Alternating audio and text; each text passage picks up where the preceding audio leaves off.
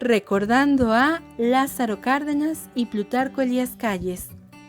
El doctor Javier García Diego abordará varios temas en los que tanto Lázaro Cárdenas como Plutarco Elías Calles, quienes murieron el mismo día, aunque con 20 años de diferencia, jugaron un papel importante en la historia de nuestro país. Los invitamos a escucharlo.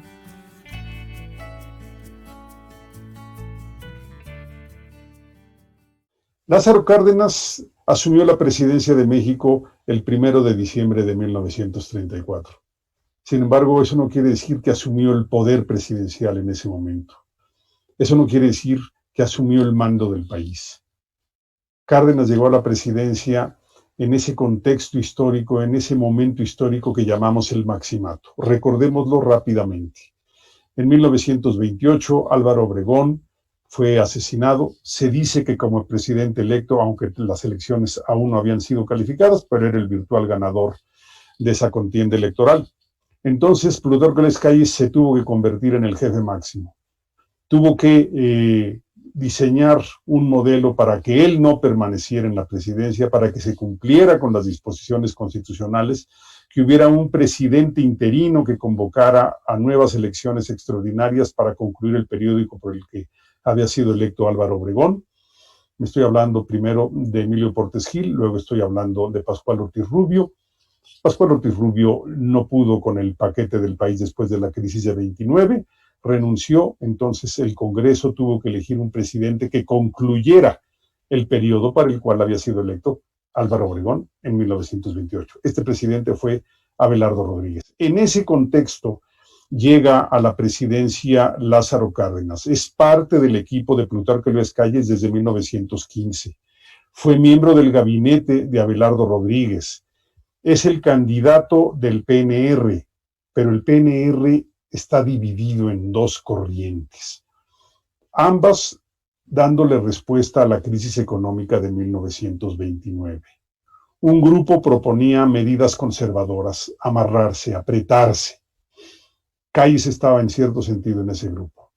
Otro proponía medidas progresistas, concesiones sociales, apoyo al sector popular como el mejor remedio para la crisis. Cárdenas llegó a la presidencia con el apoyo de ambos grupos, con el apoyo de Calles, con el apoyo del presidente saliente Abelardo Rodríguez, del expresidente Portes Gil, de la clase política, había sido dirigente del PNR. Llegó también con el apoyo del ejército, había sido un importantísimo militar en los años 20, pero también había sido secretario de guerra con Abelardo Rodríguez, lo acabo de decir. Llegó también con el apoyo de los caciques, Garrido Canaval, Saturnino Cedillo, Juan Andreu Almazán, y llegó con el apoyo de sectores populares organizados, que no eran muchos entonces, o más bien sí eran muchos los sectores populares, sobre todo los rurales, pero no estaban debidamente organizados. Entonces, Cárdenas llegó con el apoyo de las ligas agrarias, de la Central Campesina Mexicana, de la Coordinación General de Obreros y Campesinos de México. Llegó con el poder unánime. Cárdenas llegó incluso como un miembro de ese periodo que llamamos Maximato. Era el candidato de Calles, el gabinete de una u otra manera lo había puesto Calles o Cárdenas en acuerdo con Calles, salvo los subsecretarios y el gabinete ampliado, todas eran figuras callistas. Pero desde un principio, Lázaro Cárdenas decidió apoyar a los sectores populares, ofreció intensificar el reparto agrario, apoyó desde un primer momento las demandas y los reclamos obreros. A mediados de 1935, digamos, 6 meses después o 7 meses después de iniciada la presidencia, Calles criticó abiertamente dichas políticas. En buena medida, podemos suponer que cuando Calles hizo estas críticas abiertas es porque ya las había hecho, ¿sí?, en corto directamente al presidente Cárdenas. Calles no era partidario del reparto agrario, del apoyo a los obreros en todos sus reclamos. Calles llegó a decir que Lázaro Cárdenas estaba llevando a México al caos. Calles estaba molesto por la autonomía cardenista. Se equivocó Calles desde un primer momento. Cuando criticó la reforma agraria, cuando criticó el apoyo de Cárdenas al movimiento obrero, Estos dos grupos, el sector rural popular y el sector urbano popular, campesinos y obreros, sabían desde ese momento que en esa confrontación que se iba a dar entre el jefe máximo y el presidente entrante, entre Calles y Lázaro Cárdenas, el beneficio para ellos, la sobrevivencia de ellos, estaba en que en ese conflicto ganara Cárdenas. Y desde entonces lo apoyaron abiertamente y se opusieron a las influencias y a los intentos de intervencionismo de Plutarco Elías Calles. A diferencia de los otros presidentes del Maximato, y este es muy importante, Cárdenas rompe las reglas de ese periodo, rechaza las críticas de Plutarco Elías Calles. Con eso deja muy claro que no es un pelele como los presidentes del Maximato anterior. Volvió a definirse públicamente como obrerista, como agrarista, cambió al gabinete callista, cambió también al dirigente del PNR, desaforó a 17 diputados cercanos al expresidente Calles, todo esto entre junio y julio de 1935. Entre septiembre y diciembre sigue el conflicto. Calles pierde 5 senadores que son desaforados por Cárdenas. Cárdenas, a su vez, el presidente Cárdenas, remueve a 4 gobernadores, pero con el instrumento jurídico de la desaparición de poderes. Esto es, no le permite al Congreso local que designe, a los congresos locales, que designen gobernadores sustitutos, porque seguramente elegirían uno del mismo grupo. Quien tendría que decidir quién ocuparía o quién sería el gobernador en estos nuevos espacios sería el Senado, pero ya es un Senado, digamos, limpio de callismo.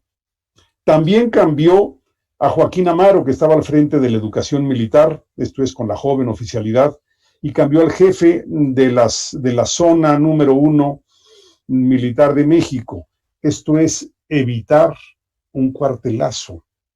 Todo esto, amigos, amigas, lo hizo Cárdenas sin derramar una gota de sangre. Todo mediante operación política y en buena medida podemos decir operación política ajustada al derecho constitucional de acorde a la Constitución de 1917. Comparen ustedes con cómo se resolvieron las diferencias políticas en 1923-1924 con la desgeneralización que se hizo después de la rebelión de la Huertista.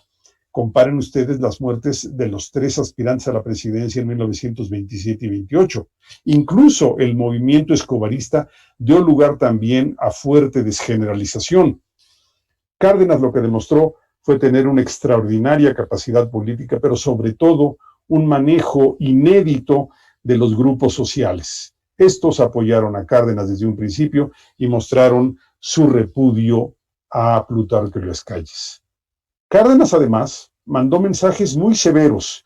Por ejemplo, entre octubre y diciembre de 35 se repartieron algunas haciendas en el Valle del Yaqui, esto es, tierras de la clase política sonorense.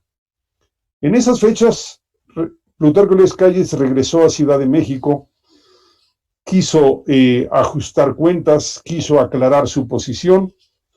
Cárdenas volvió a dar otro golpe maestro. Utilizó a las masas como fuerza política, desfilaron estas al Zócalo de la Ciudad de México, Cárdenas en el balcón, y ellos con el grito de expulsión primero del PNR a Plutarco Elías Calles y meses después su expulsión del país. La confrontación duró más o menos 9 meses, pero son 9 meses históricos, es una coyuntura histórica, es el fin del Maximato. El error de Plutarco Elías Calles, o uno de los errores, consistió en pensar que el Maximato podría ser un modelo para siempre, indefinido. No se dio cuenta que el Maximato había sido un instrumento oportuno, pero para un tiempo acotado, para un tiempo de crisis. Una vez que hubo un presidente electo para 6 años y además con los apoyos y la fuerza de Lázaro Cárdenas, la autonomía de Lázaro Cárdenas, el Maximato ya no tenía para qué existir. En ese momento Lázaro Cárdenas ha desplazado a Calles. En ese momento podemos decir que no solamente es presidente del país, es el hombre fuerte de México. Y otra cosa, amigas y amigos, en ese entonces no había partidos de oposición. La política progresista que quería impulsar Lázaro Cárdenas solamente tenía oposiciones al interior del PNR, vamos a decirlo así, en el grupo callista. Una vez acabado el grupo callista, Lázaro Cárdenas pudo impulsar, ya sin ningún contratiempo, su política agraria, su política obrera, su política nacionalista, su política exterior. De ahí la importancia de que Cárdenas haya vencido en esa gran confrontación política, ¿sí?, de mediados de 1935 a mediados de 1936. 9 meses, como un parto, como un embarazo. Pues sí, fue un embarazo y fue un parto para que naciera el Nuevo México.